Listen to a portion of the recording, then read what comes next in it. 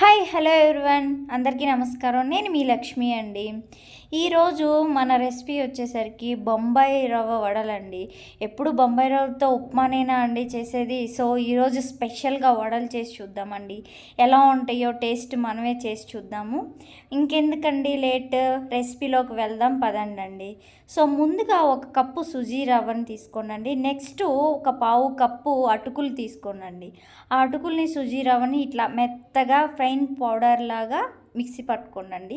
దాన్ని నెక్స్ట్ ఒక బౌల్లోకి తీసుకొని, సో ఒక కప్పు, మనం ఏ కప్పుతో అయితే బొంబాయి రవ్వ తీసుకున్నామో అదే కప్పుతో పెరుగు తీసుకోనండి. ఫుల్గా తీసుకొని ఈ రెండింటిని బాగా కలపండి.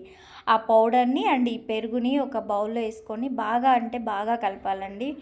సో ఫుల్గా వీటిని ఇలా కలిపేసుకున్న తర్వాత నెక్స్ట్ ఒక కప్పు ఆనియన్స్ అండ్ ఒక చిల్లీని ఇలా కట్ చేసి వేసుకోండి. నెక్స్ట్ కరివేపాకు, కొత్తిమీర, కొంచెం అల్లం తరుగు, నెక్స్ట్ కొంచెం జీలకర్ర, ఆ తర్వాత ఫైనల్గా టేస్ట్కి తగ్గట్టు ఉప్పు అండ్ బేకింగ్ పౌడర్ కొంచెం వేసుకోనండి. బేకింగ్ పౌడర్ ఇంపార్టెంట్ అండి దీంట్లో. ఈ మిశ్రమాన్ని బాగా కలుపుకోవాలండి. పిండిని చూడండి, నేను చూపిస్తున్న విధంగా బాగా కలిసేలా కలుపుకోనండి. కలుపుకున్న తర్వాత మనం పిండిని ఇలా చూసుకోవాలండి. చూసుకున్నప్పుడు మనకు గారె పిండి ఎలా ఉందో అలా ఉండాలి. అలా లేదు ఇంకా గట్టిగా అనిపించింది అనుకోండి, మీకు పైనుంచి కొంచెం నీళ్లు చల్లుకొని కలుపుకోవచ్చండి. ఇక్కడ మీరు గమనించారో లేదో, నేను వాటర్ వేయలేదండి, ఓన్లీ కర్డ్తోనే కలిపాను.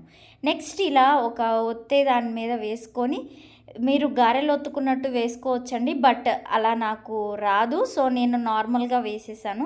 ఇలా వేసుకోండి. బాండీలో వేసుకొని లో ఫ్లేమ్లో పెట్టుకోనండి. మరుగుతున్న ఆయిల్లో వేసి లో ఫ్లేమ్లో పెట్టుకొని అటు ఇటు టర్న్ చేసుకుంటూ కాల్చుకోండి. ఇట్లా మరీ రెడ్గా రాకూడదండి, ఇట్లా ఎల్లో షేడ్ వచ్చే వరకు కాల్చుకోండి. బ్రౌన్గా కాల్చుకుంటే రెడీ అండి వడలు. వేడి వేడి బొంబాయి రవ్వ వడలండి.